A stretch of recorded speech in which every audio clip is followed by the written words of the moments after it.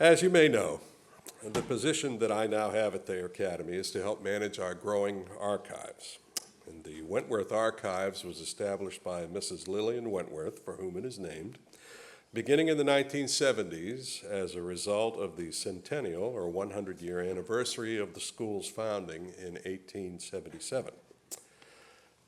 The Archives, which is located in Glover 321, is now my abode on campus, where I answer questions that students, faculty, administration, alumni, and occasionally the news media may have regarding the history of the Academy, which often involves some research, which I enjoy a great deal. And this morning, I am here to speak to you as part of our annual Founders Day celebration. Founders Day is a special day set aside every February to recall and reflect upon the history and traditions of our Academy, which opened in 1877 thanks to the generosity of General Sylvanus Thayer and the hard work of men and women like Asa French, Jotham B. Sewell, Charles Pitkin, and Anna Boynton Thompson. And we will soon celebrate its 150th birthday in a couple of years.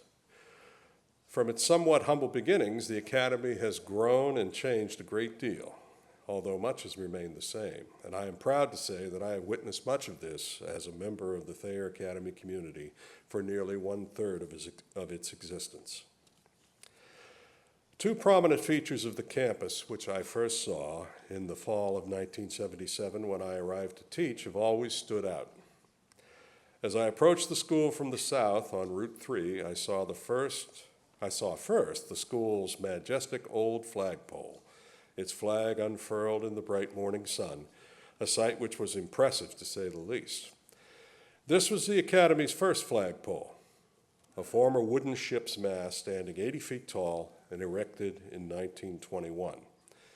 It was the gift of the alumni and was dedicated on Columbus Day as part of regular exercises held on that day every year.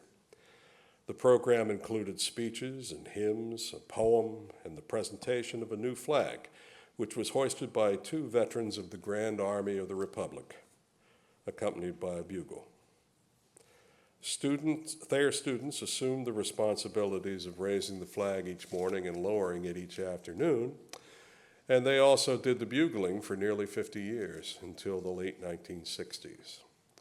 The flagpole was also a gathering place for the student body who would, quote unquote, rally around it on numerous occasions.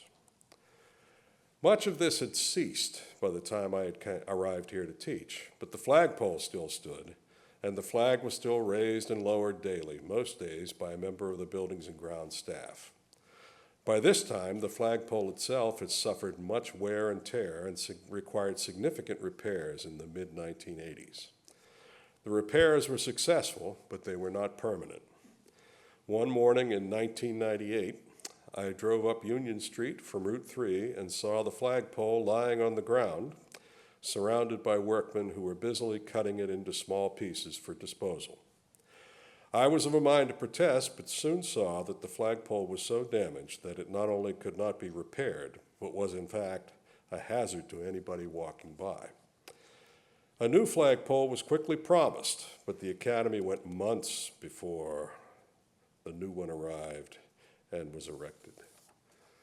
One spring afternoon in 1999, workmen arrived with a new fiberglass flagpole, which was 20 feet taller than the old one and capable of flying a much larger, much more visible flag. It was quickly erected and has been with us ever since. In regard to the original flagpole, when it was new, a Thayer student wrote in the Braintree Observer that our new flagpole speaks for itself. Certainly the same can be said for the present one, whose flag is never lowered but illuminated after dark, as is the custom. The flagpole was not the only prominent feature on the skyline I observed in 1977.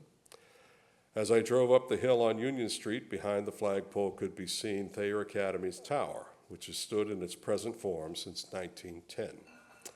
It is the second tower in the Academy's history. The first was erected in 1876 when the Academy, now the main building, was built. The building itself was described by the Weymouth Gazette as a noble edifice, the pride of the town and a permanent benefit to future generations. Its design was the result of a competition between architects, and its features were state-of-the-art in 1876. The tower itself was 130 feet tall and featured a clock face on each of its 4 sides. The clock itself was powered by 600-pound weights, which had to be raised by the labor of several strong and enthusiastic boys hand-turning a winch. The tower's main entrance was beneath a pointed stone arch, and an ornate weather vane crowned its peak. Its bell announced the time every half hour, to the dismay of some citizens, but to the satisfaction of others, who set their own clocks by it.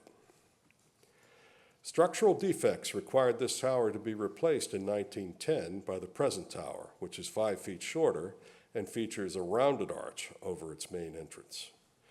This tower is rumored to be modeled after a famous tower in Spain, which was admired by then-headmaster William Gallagher's wife. It is this tower and its clear-toned bell that is the subject of the Academy's alma mater, written by Lillian Sleeper Lane, to whom the tower was dedicated not too long ago. Graffiti on its walls dates back to 1920 and shows that students regularly visited the tower to wind its clock until the 1980s, when it was discovered that its stairs were no longer safe.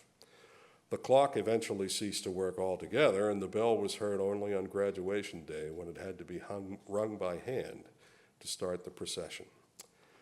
One student claimed in 1972 that he had spent a night in the tower on his last day at the Academy, breaking into the building and stopping the clock so that the bell would neither deafen nor awaken him, and then restarting it the next day. In 2002, the year of the Academy's 125th anniversary, both the main building and its tower were renovated. The clock was repaired, its 600-pound weights were replaced by an electric mechanism and restored to working order on all 4 of the tower sides. The bell doesn't ring as often as it did in 1876, but it still rings often and on its own, and students can again visit the top of the tower as they do so for the annual pumpkin drop. Thank you.